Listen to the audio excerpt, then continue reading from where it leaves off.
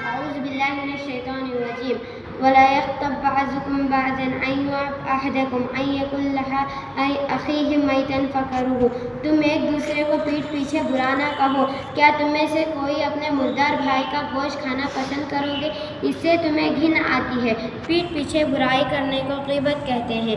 یہ بہت برا عمل ہے. غیبت کی وجہ سے دل آپس میں پھٹ جاتے ہیں. یہ بدترین گناہ ہے. اسلام میں غیبت کو حرام قرار دیا گیا ہے. غیبت کرنے والے کو جنت نصیب نہیں ہوگی.